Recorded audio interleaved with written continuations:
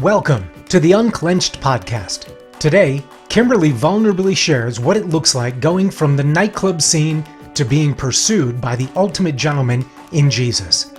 Get to know Kimberley and hear a bit of her life story, the interruptions she's experienced, and the questions she's asking. All this and more on today's episode of Unclenched.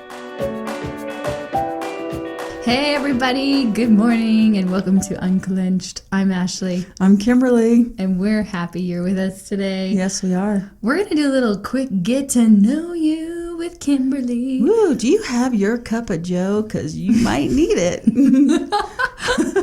That's great. I was actually, what just popped into my head. Isn't it funny when that happens? You know, when they're like, what's the show? Like 21 questions. Or like, what's this? What's it? So we're going to do like, I don't know, 7 questions. You ready? Like a fire. I don't know. Quick speed. Okay. Are you ready? Okay, this is off script. Favorite. Everything's off script with us. Mama. What's your favorite number? She's nervous to share a favorite number. I don't know. I have a favorite number. You don't have a favorite number? Oh. So that can be your answer. I don't have a favorite number. 26. Because I'm forever 26. Who says that? 26. You asked me. Okay. I'm not going to ask the why. I'm just you're going to keep laugh going. at me. Okay. Favorite color? Oh, but it sounded purple. Purple. Cinnamon purple? That's what you said. Favorite movie all time? Dirty Dancing. What? Yeah. Do we know this? Yeah, I love it. Okay, I have to share. Every day, you guys, growing up, there was a little bit of some perversion probably coming through the line, okay? Generationally. This explains everything. It does. I would pop in the VHS of Dirty Dancing every day after school, and I'd stop it and rewind it on the parts that were the parts. Oh, yeah. And what? That's your favorite? That was literally Nobody my movie. puts baby in a corner. Okay, was that question number 3? Question number 4. Most extreme thing you've ever done? Not sharing. Not sharing. I've heard this about you. You hate sharing. No, I do. No. You hate the idea of people teaching their kids to share. No, I'm just saying I'm not going to share the most.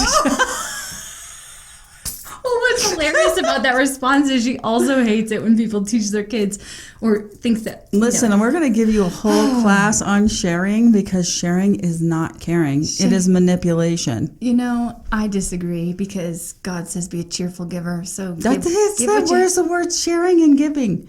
I think it's the same. Oh, no.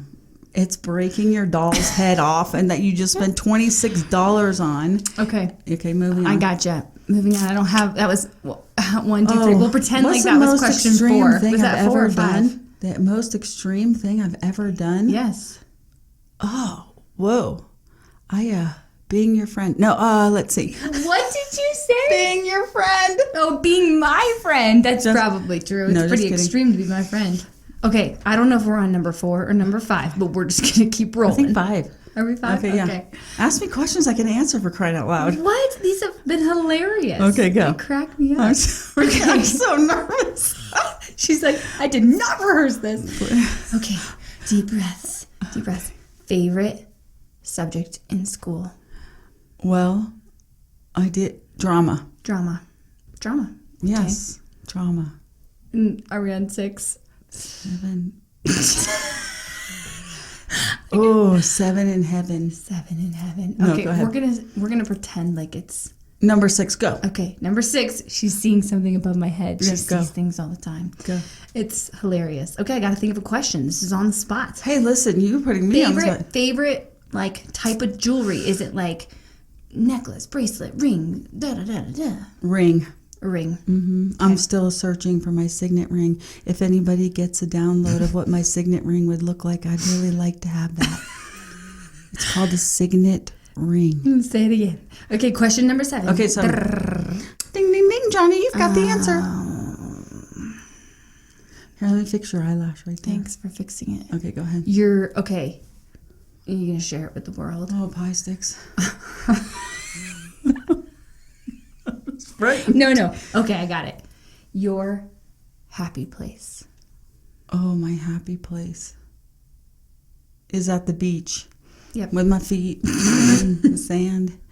My butt in the sand, a PBR in my hand, praising Jesus all the day long. Amen. That's a little get to know you about Kimberly. I laugh because one thing you might not know about Kimberly is she can often see people's thoughts above their heads, okay? Above their head. Most people have one head. A lot of them have 3 or 4, depending on how many personalities they're in. Interesting. Okay. And I laugh because sometimes I'll be thinking something and then she'll say it out loud and I'm like, darn it, she totally just saw my little cartoon bubble above my head.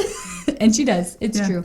Okay, Kimberly, you are one of my favorite people in the whole wide world. Thanks. And it's just a joy to get to do this with you as like a fun hobby, right? Yeah. And we just want to get to know you a little better today. So tell us what you want to tell us. I'm going to tell you this is that there is going to be a 2-part podcast about my testimony for when you guys get to know us better and I trust you more and feeling like all the people are safe with my story. Because it is intense. Hey, everybody has an intense story to them, right? And this is one of the things that I've learned in a lifetime is that we don't have to one-up each other for the most hurtful story because however we've lived it is how we've lived it. So one person's melted ice cream cone could be their lifelong disaster to another person is, well, I just licked it up off the floor because I really wanted the ice cream, right? Yeah, So but stories are sacred, so that's exactly it. no matter what. And they all have different flavors. Amen. That's the point of it. You want to know what it was like to meet you? Can I tell you? I can only, I've heard often, but go ahead and tell me. Meeting Kimberly, she was a ball full of joy. I met her at church and she was like the face of our small group. And she was welcoming everybody and, oh, it's going to be so great to have you. My husband plays the guitar and leads worship. And, oh, I can't wait to, spend time. And it was genuine. I'm just, sounds pretty gross. I'm just being playful to be playful. And then I quickly figured out, like, oh, this woman, like, she's spending more time with me. We like hanging out together. We're going for hikes and walks and talking about life.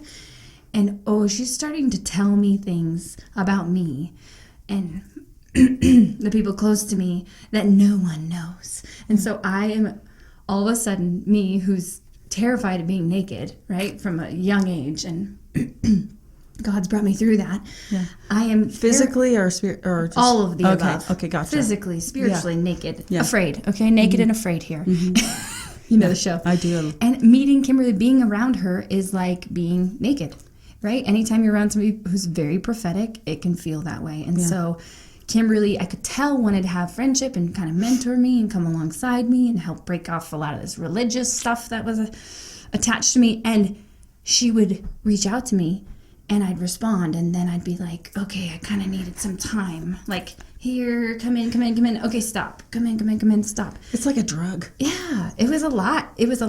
Just being really real. Because it was a lot for me, too. It still is. Just think about it. Still is. Being your friend is a lot. People say to me, man, Kimberly, you're a lot. And I'm like, dude, if you only knew what I saw, it's just a lot to hold everything that's happening. All the things I'm seeing all the time. It's, she's told me before. It's like hilarious. A circus. Anyway, it feels like you're naked when you're around you, and I've grown to be okay in my nakedness. Yeah. And I just accept the fact that she sees it all. She knows the motives of my heart. It's actually revealed God in such a deeper way to me. So and you've really helped me to learn how to be, smile when I'm giving the hard word and be nicer. You've helped soften those sharp edges.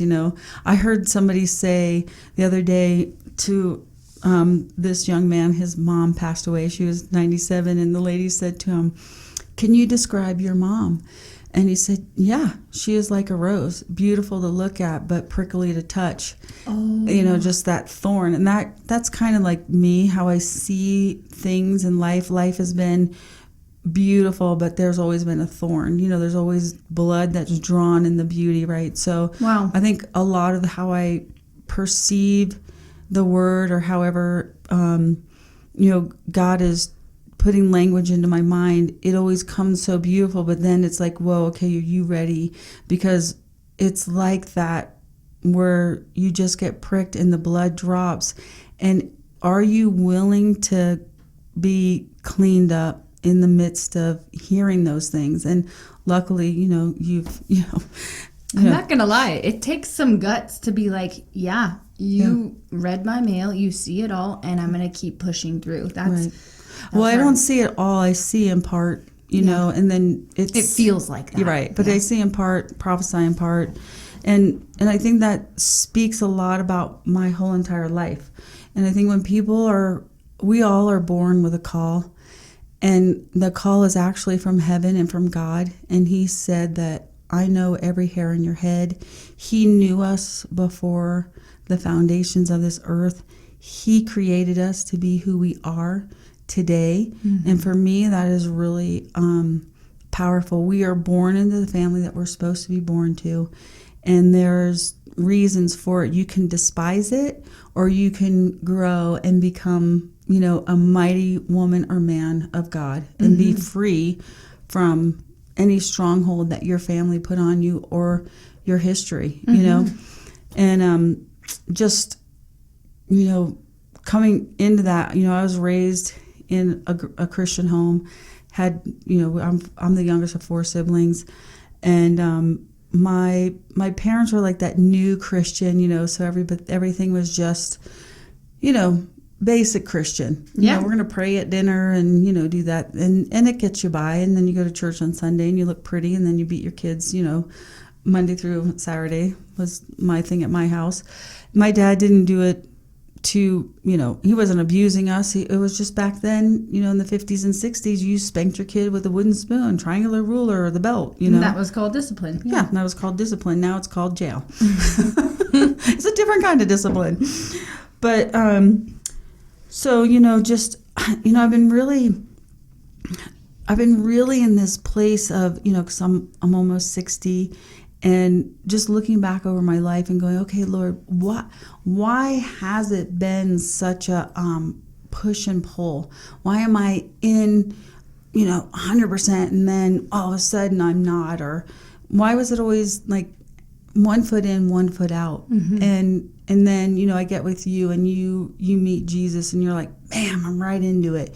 And, you know the word, and you call me up and you give me the words that I need in the time that I don't have the words, because, you know, I had a learning disability, wasn't able to read. So I had to get myself into this place where I had to find the people to believe what they were teaching me was truth.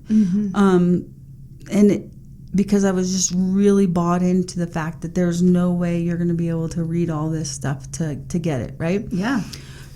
And so in the midst of that trust as a young person leads to, for me, you know, sexual misconduct, you know, and just coming into, where's my identity? If I can't learn it myself and nobody's going to hear me and understand me, then I'll just give myself away. Yeah. Instead of giving, you know, I knew Jesus, right? I was raised that way, but it wasn't tangible.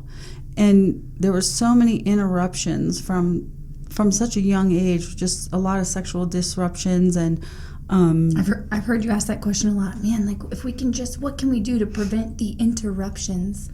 And I know we're not going to answer that, but that's something you ponder often. Often I do. It breaks my heart to see a child so discarded, and even seeing a parent just disrespect their kids to a point that it's just so heartbreaking, you know, and sex traffic and all that.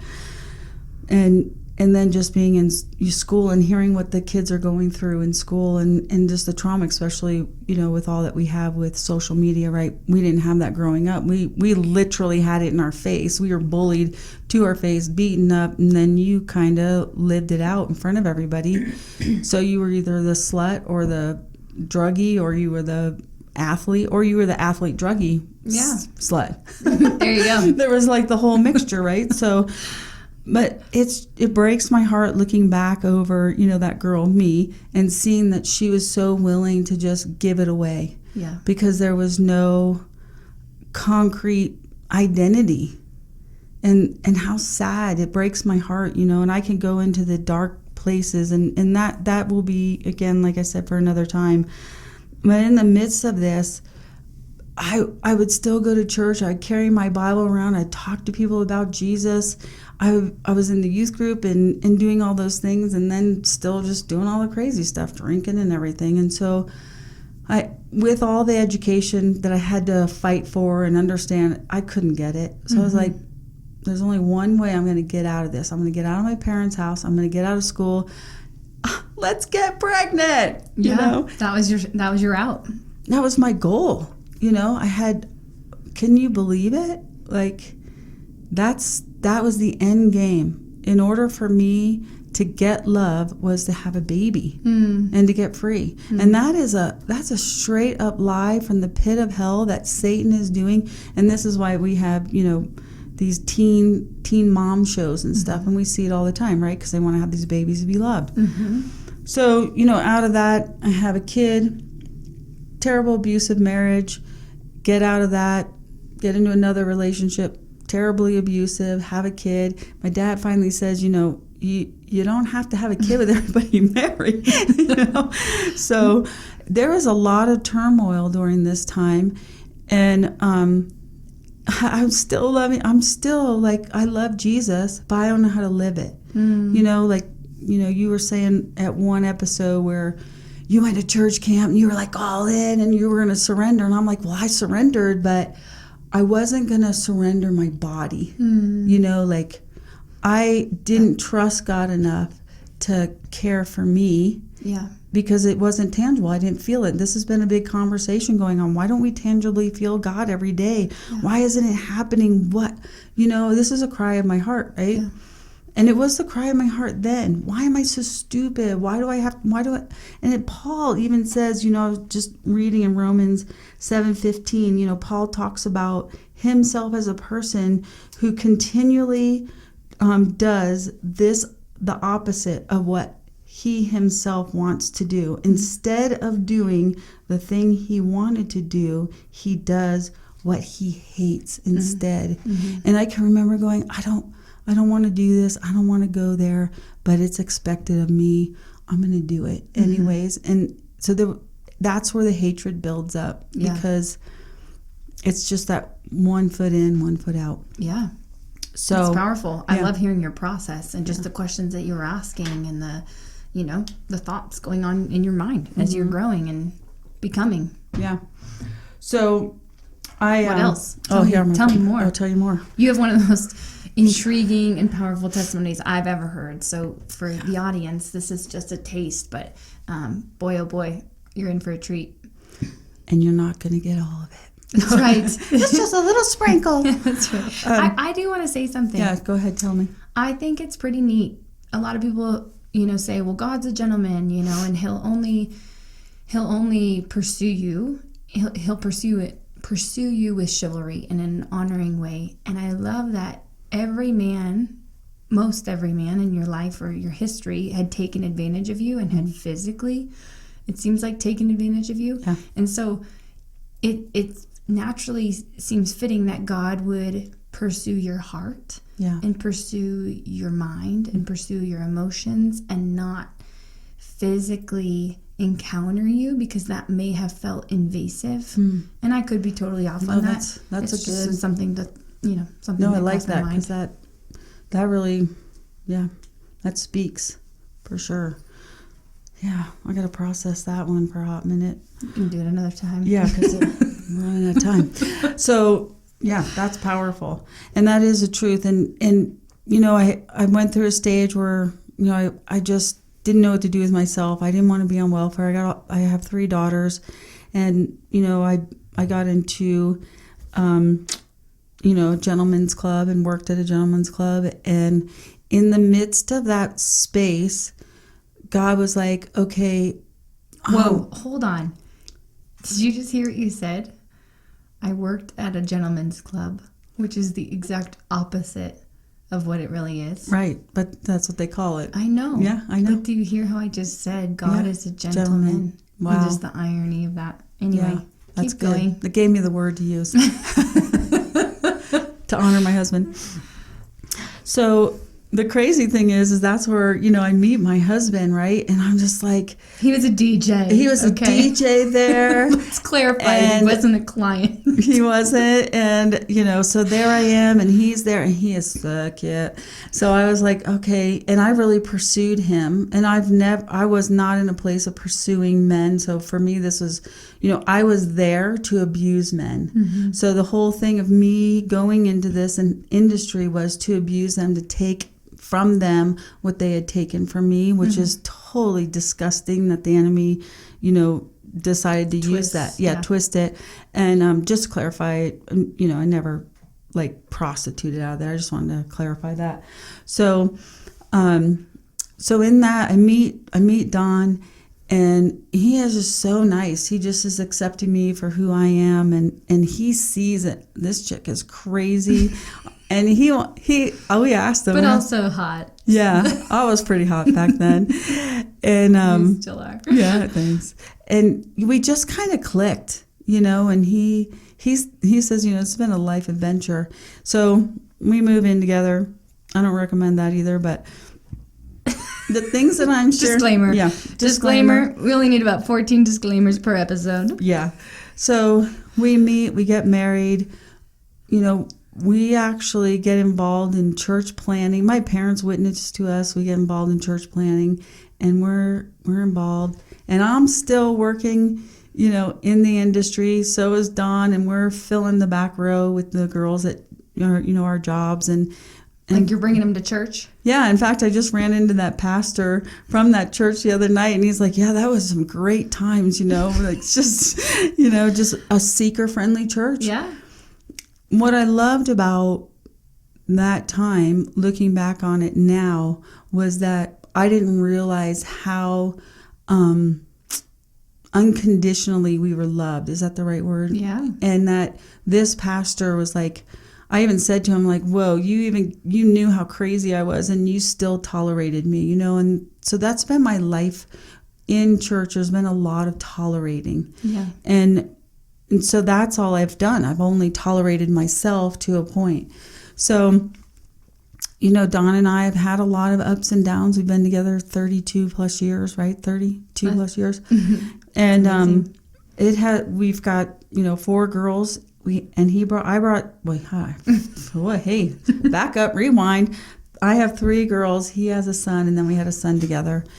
And it's been amazing, and God has been so faithful. But it's so weird. I was like, man, I have to go through the miry muck all the time, go through the hardest things, and I see the hardest things, and I participate in the hardest things, and then I work so hard for God. I'm working for God instead of living a life with God.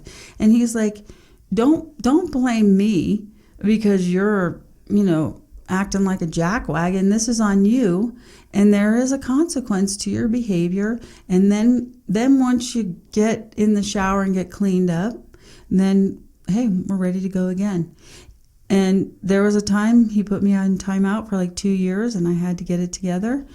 And we wrestled in that 2 years. It was really intense. And coming out of it, there was a lot that I had to surrender and trust him. But I still was like, went to Bible study, and I said to Ashley, I wasn't going to share this, but I'm going to now.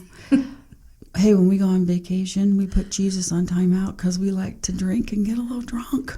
And my face was like, who is this lady? Like, that's not the Christian thing we're supposed to say. And then I got to know Kimberly better. Yeah. And I realized she's just real. Yeah. Because that was honestly, I mean, there have been places of contention where you have had to go, okay, God, is this okay? Is this not okay? Yeah. How much is too much? You know? Because we do enjoy beverage. Anyway. Yeah, we do enjoy beverage. Jesus in heaven. I'm really in this place right now where God's like, hey, you're not going to cuss or drink, and do. I must be Baptist. God bless the Baptists. But it is a constant redefining this intensity of who I am in God and who God is for me. Yeah. And are you real? Are you really going to be tangibly real? Are you going to show up? And God's like, hey, when are you showing up? You know, when are you going to surrender? When are you going to die to yourself? When are you, my friend of mine said, when are you going to just stop rebelling? And I've heard that my whole life, but that moment was when I needed to hear it. I'm 58, learning these new things, you know, and just speaking into people's lives and loving them, but I don't want to be a hypocrite. Yeah. You know, I want my closed doors to be the same as my open doors, you know, and I want to come in low and be humble. And it's not easy. This Christian journey isn't easy. And so, you know, right now, Dawn and I are in a place of seeing where God's going to take us. And it's a new adventure and a lot of exciting things. So I think of all the people I know, Kimberly is forever a student. And that does show such humility because it's like the wonder in her eyes and in her face sometimes at hearing, you know, information or, you know, somebody's insight. It's like the light bulb just goes off and it's like this childlike innocence, and she's just so enthralled by what's going on or what she's learning, and it's just fun to watch and observe. Oh, thanks. Because there is great humility in that. Thank you. I appreciate that. Yeah, it is. I always say I never want to lose my wonder for the new. Yeah. Because for me, like opening up the Bible, I mean, we were trying to find Colossians, and apparently I haven't read that book in the Bible because they were still stuck together. So I love your honesty in that. And apparently, and then we were debating Old Testament or New Testament. No, that's definitely New Testament. And then, you know, I got the small print, so I had to wear glasses. But it is like, I am delighting in this new place of like reading the Bible and having it be a tangible reality for me. And hey, I haven't read all the books. I just realized today there's this book that's got it's an N name, nothing. I don't even know what it is. I gotta find it. I was like, I didn't even know that was in here. Who's that person? So constant learning. Hey, to wrap us up here today, unless there's anything else you want to say. No. Okay. I just wanted to ask a question number 8. Oh boy. Dun, dun, dun. I really did want to be the one that carried the watermelon. What does that mean? From Dirty Dancing. Oh, yes. Yeah, she walked in and she goes, I carried a watermelon. I kind of forget that part, which is strange, but maybe I was too busy rewinding to the other parts. Anyway, folks, question number 8 for Kimberly. This can be it doesn't have to be religious, okay? What is one thing on the bucket list? Truth. I want my husband to be able to retire and not have to work. It's beautiful. I know I should say, I want to see everybody say it. I do all that, for sure. I love that. Yeah. I'd love to see that freedom for him to not have to work full time anymore, and we could do other things for Jesus. Amen. That's a good wrap to today. Yeah. We appreciate you guys. Thanks for tuning in. Yes. You'll get to know plenty more about Kimberly and me in the future episodes, and we're just grateful that you chose to join us here today on Unclenched. See you later. Yay, that was so good. I was grinning cheek to cheek. This has been Unclenched with Ashley and Kimberly. Thanks for joining us. Be sure to tune in again next week for another new episode of the Unclenched podcast.